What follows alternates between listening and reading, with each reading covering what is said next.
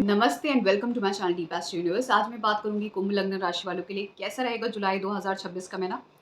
जब भी मैं किसी भी माह की बात करती हूँ, किसी भी ट्रांजिट की बात करती हूँ, तो हमेशा ध्यान रखिएगा। मैं हमेशा ये कहती हूँ, किसी को भी मिसगाइड नहीं करती हूँ। मैं ये हमेशा कहती हूँ कि आपकी महादशा अंतर्पितंत्र दशाएं, आपका खुद का चार्ट बहुत इंपॉर्टेंट होता है।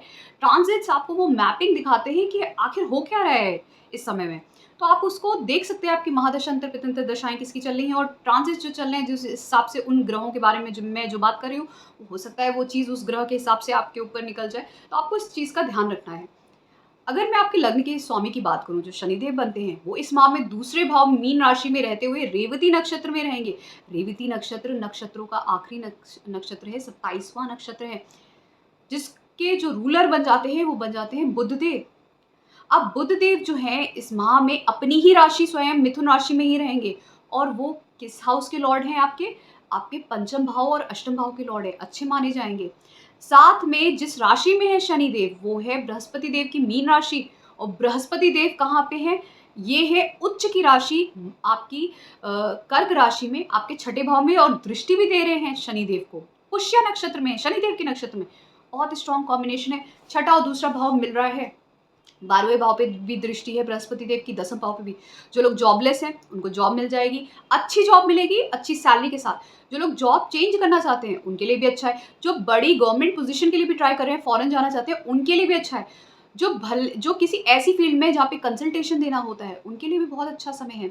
परिवार में कोई ऐसी समस्या चल रही थी, लोन, ईएमआई या फैमिली मेंबर्स के बीच में, उनकी समस्याएं दूर होंगी। उनके साथ आपकी चीज़ें सॉर्ट आउट होते हुए दिखेंगी। कोई घर से दूर जाएगा, आप भी दूर जा सकते हैं। हेल्थ का ध्यान रखिएगा, हेल्थ का ध्यान रखिएगा, क्योंकि बृहस्पति देव जब भी छठे भाव में होते हैं, दृष्टि डेफिनेटली दूसरे भाव पे जाती है, 12वें भाव पे जाती है। तो क्या होता है, अक्सर लोग खाना पीना बहुत स्टार्ट कर देते हैं। शनिदेव वैसे भी दूसरे भाव में रहते हुए आपको कहीं ना कहीं फूड इनटेक से बचा रहे हैं। कहीं ना कहीं आप ये ध्यान दे रहे हैं कि आपको अपने पैसे को भी बचा के रखना है। कभी कभार कंजूस बना देते हैं यहाँ पे शनिदेव, पैसा सोच सोच के खर्च करते हैं। और शनिदेव दूसरे भाव में हो तो ऐसे लोग जो है ना, कम बोलते भी हैं, कम बोलते हैं लेकिन बहुत दिमाग के तेज होते हैं। और दूसरी चीज़ ये होती है, धीमा भी बोलते हैं, कम भी बोलते हैं। और कम खाते हैं, मतलब हो सकता है वो 3-4 घंटे तक उन्होंने कुछ नहीं खाया है, 5 घंटे तक। या फिर अगर उन्होंने खाया तो सिर्फ़ 1 रोटी खा ली है। मतलब ऐसे करते हैं। गांधी जी के दूसरे भाव में शनि थे, उन्होंने कितने अनशन किए हैं, मतलब ऐसे कि खाना नहीं खाया है काफ़ी समय तक। ये लोग काफ़ी लॉन्ग आवर्स तक ना खाए भी रह सकते हैं, मतलब ऐसा कर सकते हैं। मतलब ये लोग कर कर लेते हैं, करते हैं अक्सर। अगर कभी-कभार क्या होता है, मैंने कुछ लोगों से पूछा भी है ना, पहले उन्होंने मना कर दिया, लेकिन जब मैंने पूछा क्या ऐसा होता है कि या तो तुम बहुत कम खाते हो या कभी-कभार भूल जाते हो खाना खाना ही, ठीक है? काफ़ी टाइम तक नहीं खाया है, क्योंकि यहाँ पे अगर बृहस्पति जैसे ग्रह हों, कोई शुक्र जैसे ग्रह हों, तो ऐसे लोग तो बहुत ही ज़्यादा खाते हैं। इवन सूर्य, बुध भी हों तो भी बहुत ये लोग खाते हैं। मतलब उनको भूख लगती रहती है, खासकर बृहस्पति शुक्र वालों से पूछिए। सूर्य बुध वाले भी, इवन मंगल वाले भी चटर-पटर खाते रहते हैं। थोड़े-थोड़े टाइम में खाएँगे, लेकिन शनि होते हैं, ये लोग, मतलब इनको खुद ध्यान नहीं रहता है इन्होंने कितना खाया, और जब खाते भी हैं तो शायद 1 रोटी खा ली, ठीक है? तो यहाँ पे जब ये कॉम्बिनेशन बन रहा है ना, कुछ फैंटास्टिक होने वाला है आपके करियर में, पैसे से जुड़ा हुआ। फैमिली रिलेटेड इश्यूज़ भी सॉर्ट होंगे, बस हेल्थ का ध्यान रखिएगा, ठीक है? हेल्थ से जुड़े हुए खर्चे हो सकते हैं अगर आप ध्यान नहीं रखते हैं। गैस्ट्रिक की प्रॉब्लम हो गई, स्टमक से रिलेटेड, लिवर रिलेटेड इश्यूज़ हो गए, फैटी लीवर हो गया, ये सब चीज़ों का आपको ध्यान रखना है, ठीक है? क्योंकि बृहस्पति देव फैटी लीवर करते भी हैं। और जिनको भी साइनसाइटिस की प्रॉब्लम है, तो कहीं न कहीं, क्योंकि ये एक ऐसी राशि में जो जल तत्व राशि है, तो जिनको साइनसाइटिस की प्रॉब्लम है, उनको भी खासकर ध्यान रखना चाहिए, ठीक है? और ट्रैवल्स ज़रूर होंगे, ट्रैवल्स होंगे, खर्चे होंगे, तो बृहस्पति देव बहुत सपोर्टिव है उस चीज़ में। शनिदेव की बात करें तो शनिदेव दूसरे भाव से रहते हुए चौथे भाव को दृष्टि दे रहे हैं, अष्टम भाव को दृष्टि दे रहे हैं, 11वें भाव को दृष्टि दे रहे हैं। अचानक से आपका धन बढ़ेगा, आपके सोशल नेटवर्क कहीं न कहीं रीशफ़ल होंगे। मतलब अगर आपके सोशल लाइफ़ में पहले इतने सारे लोग थे, अब इतने लोग बचेंगे, लेकिन जो लिमिटेड लोग बचेंगे वो आपके लिए बहुत वैल्यूएबल हो जाएँगे। आपके पास अब कहीं न कहीं से आपके पास इनहेरिटेंस आ सकता है। आपने अगर इन्वेस्टमेंट कर रखे हैं पैसों के, वहाँ से धन आ सकता है। आपको कोई प्रॉपर्टी मिल सकती है, मदर से बेनिफिट, मदर की हेल्थ इम्प्रूव होती हुई दिखेगी अभी आपको। आपको पैसा आएगा, सोशल गैदरिंग हो सकती है, आप मीटअप कर सकते हैं, आपको बहुत सारे अपॉर्च्युनिटीज़ मिलेंगे धन को बढ़ाने के लिए, ऐसे। तो ये सब चीज़ें यहाँ पे आपके लिए बहुत पॉसिबल होती हुई दिख रही हैं। इस माह में अगर मैं देखूँ तो राहु आपके लग्न में है, केतु आपके सप्तम भाव में। केतु सप्तम भाव में है, साथ में शुक्र भी है वहाँ पे। अब आप राहु को लग्न में समझिए। लग्न में राहु जो है वो बहुत बलवान है, कुंभ राशि में है, अपनी राशि में है। तो यहाँ पे तो ये इंसान अपने आप से ही सेल्फ ऑब्सेस्ड हुआ पड़ा है फिलहाल तो। उसको सिर्फ़ अपने बारे में ही वो सोच रहा है, और जब सेल्फ ऑब्सेस्ड ऐसे लोग होते हैं ना, जब जिनके भी लग्न में राहु होता है, वो राजा समान अपने आप को समझते हैं, राजा समान। और उनको लगता है वो जीवन में बहुत कुछ अचीव कर सकते हैं, और इस समय में वो ऐसा करते भी हैं। प्रूव करने में लग जाते हैं लोगों को कि मैं कुछ कर सकता हूँ। तो अपने ऊपर कंसंट्रेशन बहुत होता है, चाहे हो सकता है अपने डाइट पे, अपनी हेल्थ पे कर रहे हों, अपने करियर में कर रहे हों, अपनी एजुकेशन में कर रहे हों, बट उनको कंटिन्यूअसली अपने ऊपर ही फोकस कर रहे हैं। ठीक है?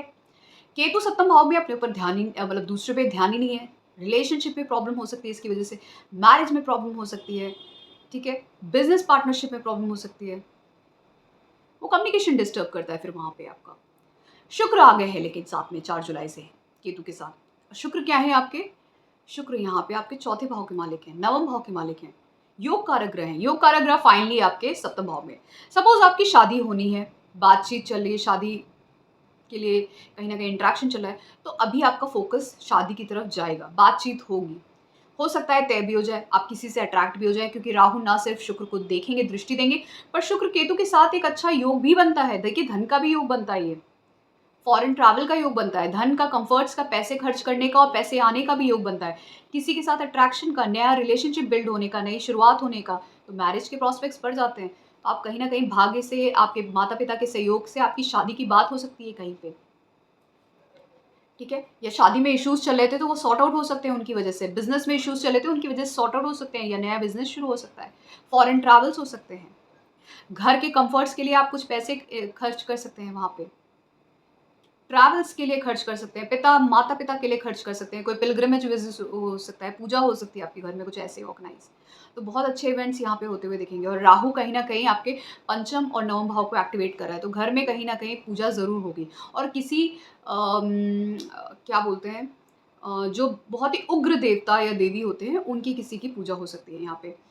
या फिर पहाड़ों पे जो, या नदी के पास जो, खासकर स्पेशली जो टेम्पल्स होते हैं उनकी, वहाँ पे कहीं आप जाके पूजा कर सकते हैं। एक्सट्रीम जो बिल्कुल जुड़े हुए होते हैं, नदी से जुड़े हुए जो टेम्पल्स हैं, वैसे तो होते ही हैं, बट थोड़ा उसके आस-पास पहाड़ भी होंगे, ठीक है? ऐसे वाले।